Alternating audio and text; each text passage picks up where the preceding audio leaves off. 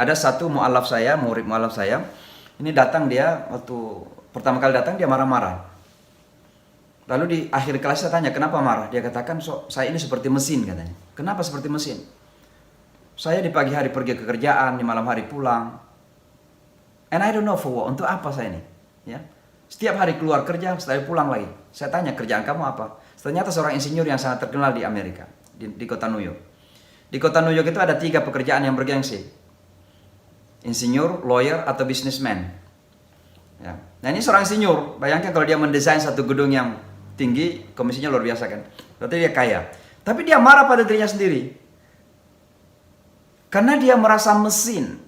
Alhamdulillah, singkat cerita saya berbicara tentang tabiat kehidupan, tujuan kehidupan, kenapa kita di sini. Dia masuk Islam dan singkat cerita sekarang sudah tenang dengan keluarganya.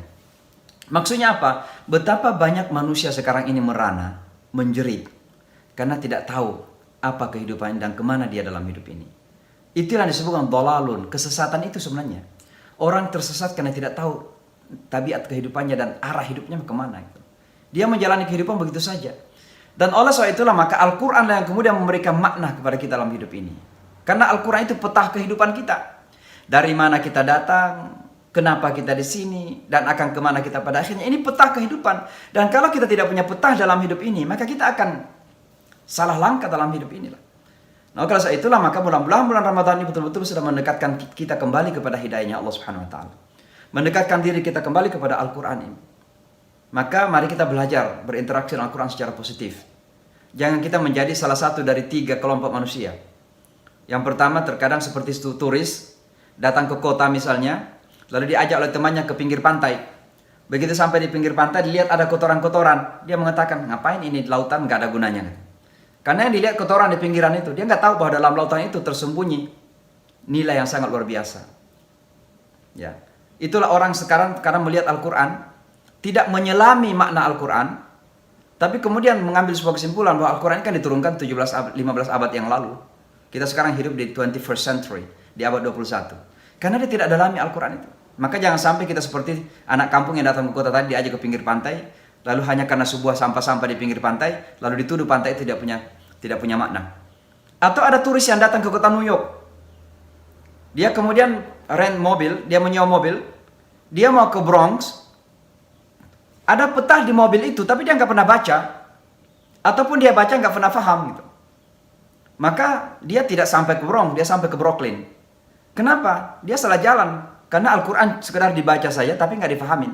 Al-Quran itu peta kehidupan kita. Peta kehidupan kita. Mari kita pahami Al-Quran ini. Kita berinteraksi dengan, walaupun sedikit kita baca setiap hari, tidak perlu tergesa-gesa, tapi kita pahamilah. Kita mengambil makna-makna dari Al-Quran itu. Ini kekurangan umat Islam. Nah, yang ketiga ada juga orang datang ke kota New York, begitu sampai di imigrasi dikatakan kamu di sini ikuti aturan-aturan ya. Dia katakan ini orang Indonesia. Dia katakan saya nggak mau ikut. Kalau kenapa? Saya punya Pancasila dan Undang-Undang Dasar sendiri kok. Ngapain saya ikutin aturan Amerika? Maka pegawai imigrasi mengatakan pulang ke negaramu. Artinya apa? Dunia ini adalah miliknya Allah Subhanahu Wa Taala. Maka mari kita ikut aturannya Allah Subhanahu Wa Taala.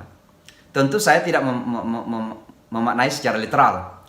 Karena aturan-aturan Allah ini sudah diterjemahkan dalam banyak bentuk. Termasuk kita insya Allah kalau kita taat undang-undang dan Pancasila di Indonesia, itu sudah aturan Allah itu. Ya. Siapa yang mengatakan ketuhanan yang maha? Bagi kita umat Islam, ketuhanan yang maha itu qul huwallahu ahad gitu. Itu sudah terjemahan daripada aturan Allah Subhanahu wa taala. Maka sekali lagi mari kita taat aturan Allah Subhanahu wa taala. Nah, itu transformasi hidayah ya. Nah, tentu yang terakhir adalah Bapak dan Ibu, ini tidak kalah pentingnya dan khususnya kita sebagai bangsa adalah mudah-mudahan puasa Ramadan sudah mentransformasi kita secara kolektif dalam bentuk karakter kemasyarakatan kita. Ini sangat dilema sekali karena saya setiap kali pulang ke Indonesia itu banyak belajar. Salah satu hal yang selalu saya perhatikan itu kalau mengendarai mobil di jalan. Ini satu contoh kecil saja. Mengendarai mobil di jalan. Saya lihat kalau ada teman kita mau belok ke kanan, itu yang di belakang itu pasti akan ngebut gitu. Tidak dikasih gitu. Saya nggak tahu kenapa terkadang. Apa ini mentalitas atau apa gitu. Tapi itu sudah menjadi perilaku sosial di masyarakat kita. Akhirnya apa yang terjadi? Teman kita untuk bisa belok kanan harus nyerobot. Harus belajar nyerobot. Nah ini kan kata nyerobot ini sudah berbahaya. Kalau dia sudah belajar nyerobot di jalan, maka dia mungkin akan nyerobot di kantor. Bisa nyerobot di pasar. Bisa nyerobot di mana-mana. Maka perilaku sosial ini harus ditransformasi di akhir bulan Ramadan ini. Kita menjadi lebih disiplin, etos kerja lebih tinggi lagi, keinginan kita untuk belajar, kita ingin lebih menyatu lagi dengan bersama, gotong royong kembali kita bangun. Itulah kita harap kesetaraan kita hormati kembali. Nah ini kan bagian daripada budaya masyarakat. Dan budaya masyarakat ini jangan dianggap bukan dari ajaran Islam. Itulah yang disebut dengan ma'ruf dalam bahasa Al-Quran. Kuntum khaira ummatin ukhrijat linnas ta'muruna bil ma'ruf. Ya. Sebagai kolektif ummah Muhammad SAW, satu hal yang menjadikan kita baik dan yang terbaik adalah karena kita membangun karakter kolektif yang baik, karakter kebangsaan yang baik. Maka Bapak dan Ibu sekalian, mudah-mudahan Ramadan ini telah mengajarkan kepada kita karakter kebangsaan yang lebih baik lagi. Kita lebih disiplin, pertanggungjawaban publik lebih ada. Mohon maaf, ini saya selalu memberikan contoh. Di Amerika atau di dunia barat, bahkan di negara-negara non-muslim kita lihat, kalau ada pejabat publik, mohon maaf yang kemudian melakukan kesalahan, bahkan belum melakukan kesalahan, dituduh melakukan kesalahan, merasa integritasnya itu sudah turun. Biasanya malu sendiri dan mundur. Itu terjadi. Apakah itu di Korea, Jepang, dan sebagainya. Nah ini kan terkadang di beberapa negara, ada pejabat yang sudah diadilin pun tidak mau mundur gitu. Nah ini kan ada masalah di situ. Ini masalah public accountability. Bahwa kita dalam memegang jabatan itu bukan sekedar karena kita yang menang, tapi ada integritas sesungguhnya yang menjadi bagian dari rasa malu kita. Dan ini mudah-mudahan bulan Ramadan betul-betul merajut kita untuk lebih responsible publicly atau public responsibility kita lebih junjung lagi. Nah, kemudian pada akhirnya mudah-mudahan kita keluar seperti hadis Rasulullah SAW, fitri sifatnya. Kita keluar menjadi seolah-olah dilahirkan kembali dari rahim ibu kita. Dilahirkan dari rahim ibu ini artinya menjadi generasi yang baru. Di dalam bahasa Al-Quran, thumma ansha'na min ba'dihim qarnan akharin. Bahwa dari masa ke masa Allah itu menciptakan generasi yang baru. Nah kebetulan saja karnan dan kurunan ini dekat dengan kata corona. Lalu kemudian corona ini sekarang menumbuhkan sebuah konsep baru namanya new normal atau new normal society. Nah saya ingin mengatakan begini, insya Allah kita umat Islam menjadi new normal society bukan karena corona, tapi karena amalan ibadah di bulan Ramadan yang menjadikan kita generasi yang baru. Generasi yang dengan mental yang baru, persepsi yang baru, perilaku yang baru, dan semuanya menjadi baru lebih baik lagi daripada sebelum Ramadan insya Allah. Itulah harapan kita. Mudah-mudahan Allah Subhanahu wa taala menerima dari kita semua. Terima kasih atas kesempatan ini. Mohon maaf segala kekurangan. Hadanallahu wa iyyakum ajma'in. Wassalamualaikum warahmatullahi wabarakatuh. Waalaikumsalam warahmatullahi wabarakatuh. Terima kasih sekali atas tausiah dari Ustadz Samsi Ali, terutama tentang bagaimana Ramadan mampu memberikan materinya ya, dari tausiah hari ini memberikan transformasi akhlak sampai karakter sosial.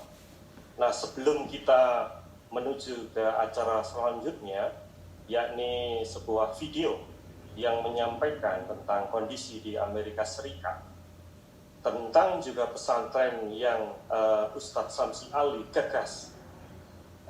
Ada satu pertanyaan, sebab kita akan lanjutkan dengan halal bihalal dari keluarga besar Universitas Jember. Siap. Ustadz, saya ingin menanyakan satu pertanyaan saja. Bagaimana kondisi di New York saat ini?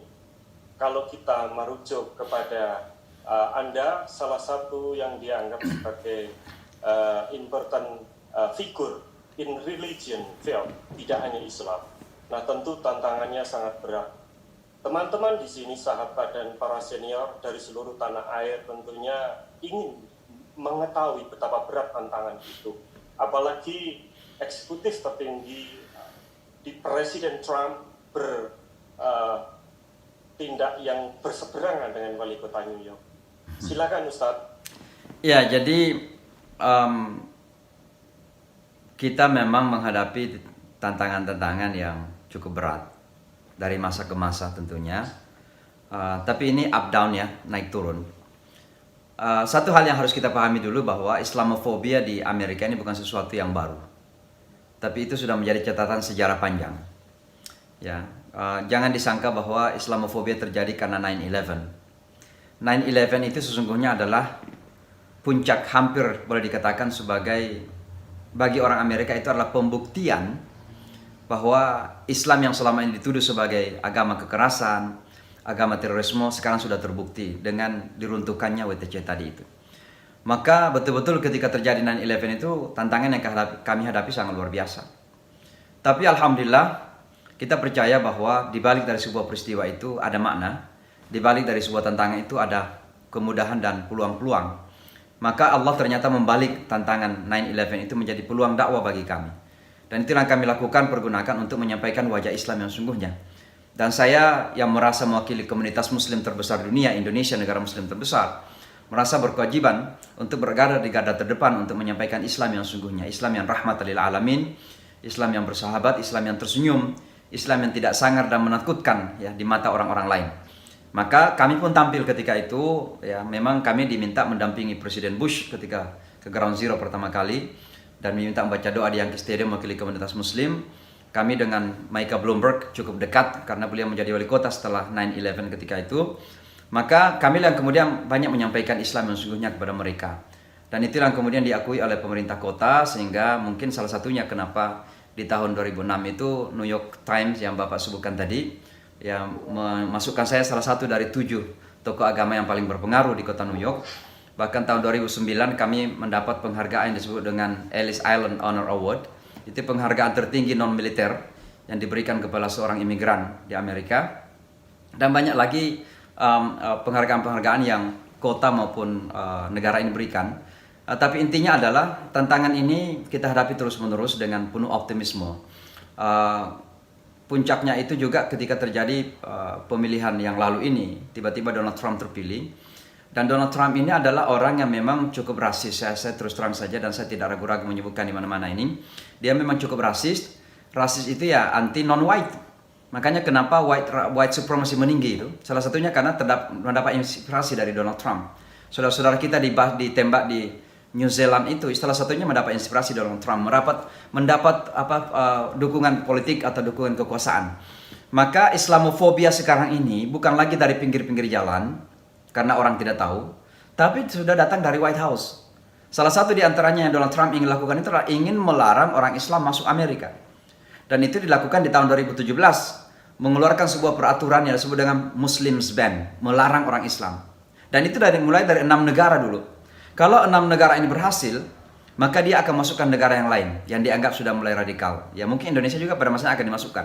Nah, apa yang kami lakukan ketika itu? Kami merasa bahwa kita punya jaminan konstitusi, mengekspresikan diri, kita melakukan demonstrasi besar-besaran. Maka salah satu demo yang kami lakukan ketika itu adalah mengajak semua teman-teman non-muslim untuk bergabung dan melakukan demo dengan tema Today I'm a Muslim too. Hari ini saya juga muslim. Dan itu puluhan ribu keluar ke jalan-jalan di New York City, termasuk Yahudi, Kristen, Hindu, Buddha, semua keluar untuk memberikan solidaritasnya kepada komunitas muslim. Ya, saya memimpin demonstrasi ketika itu. Maka alhamdulillah saya ingin mengatakan bahwa di tengah gejolak Islamofobia yang meninggi karena Donald Trump, juga Islam semakin berkembang. Perkembangan Islam bukan jumlahnya saja. Hampir setiap tahun itu yang masuk di Islam di Amerika ini minimal 20.000 orang setiap tahun. Ini terus-menerus bertambah. Dan yang masuk Islam ini bukan lagi dari kalangan Afro-American, orang-orang hitam di penjara-penjara, tapi banyakkan anak-anak muda, berpendidikan dan profesional. Banyak yang bekerja di Wall Street, banyak yang banker, banyak yang pegawai pemerintahan, dan sebenarnya masuk Islam, alhamdulillah. Yang paling banyak masuk Islam itu Hispanik.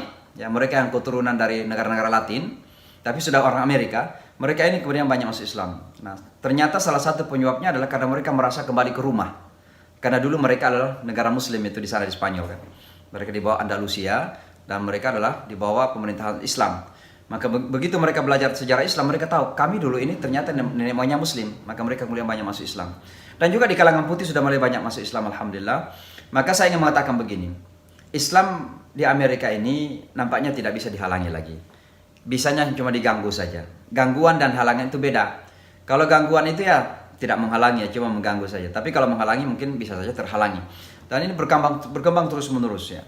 Tapi memang sekali lagi ya, semakin berkembang Islam ini, semakin banyak juga orang kekhawatiran, ya, lebih khawatir. Makanya Donald Trump itu menghapus semua jabatan-jabatan penting di pemerintahan yang dulu ada orang Islamnya. Seperti dulu ada Special Envoy utusan khusus presiden ke masyarakat muslim. Ya, sekarang udah nggak ada lagi. Kemudian dulu itu ada duta besar Amerika ke OKI, ke OKI. Sekarang itu dihapuskan, nggak ada. Kemudian dulu wakil menteri luar negeri, salah seorang itu muslimah keturunan India, sekarang sudah nggak ada lagi, dihapuskan oleh Donald Trump. Bahkan Donald Trump ini ngucapin selamat Ramadan saja dan selamat Hari Raya saja nggak ada. Ya, beda dengan negara-negara lain. Kita lihat Kanada, Australia mengucapkan, Prancis, Inggris semua menyampaikan selamat. Sementara Donald Trump tidak menyampaikan ini. Ini pertanda bahwa memang Donald Trump itu tidak senang dengan perkembangan Islam. Tapi insya Allah Donald Trump tidak bisa menghalangi perkembangan Islam. Karena pertama kita yakin itu jaminan Allah. Yuriduna lidfi'u nurallahi biafwahihim. Wallahu mutimmu nurihi walau karihal kafirun. Allah itu akan senantiasa menyempurnakan cahayanya walaupun ada yang tidak senang. Dan yang kedua, kita yakin bahwa dengan membangun kerjasama dengan teman-teman, bahkan dengan non-muslim, kita menampilkan bahwa Islam itu bukan ancaman. Tapi Islam itu adalah kontribusi nyata bagi Amerika ini. Dan ini kita buktikan di saat terjadi corona sekarang ini. Orang Islam berada di garda terdepan untuk meringankan beban Amerika. Jamaah saya ini ada 3 dokter yang meninggal dunia. Dokter, bukan jamaah biasa, ada 3 dokter meninggal dunia. Beberapa perawat. Dan bukan cuma itu. Kita sengaja mengaitkan antara corona dengan Islam. Walaupun nggak ada kaitannya. Kita ingin mengatakan bahwa, coba lihat, Anda sekarang mengajarkan cuci tangan, cuci muka, berkumur-kumur. Bagi kami orang Islam itu dari dulu, kami ini berwudu minimal 5 kali sehari semalam. Ya. Jadi itu bukan ajaran baru bagi kami. Konsep karantina bagi kita bukan sesuatu yang baru. Dari dulu Nabi mengatakan, kalau dalam sebuah tempat ada wabah, jangan keluar. Kalau di sebuah tempat ada wabah, jangan ke sana. Itu kan karantina sebenarnya. Dan sekarang ada konsep karantina. Maka ini bukan sesuatu yang baru bagi kami. Bukan cuma itu. Kami mengumpulkan dana, memasak makanan, membawa ke rumah sakit. Karena dokter hampir bekerja 24 jam.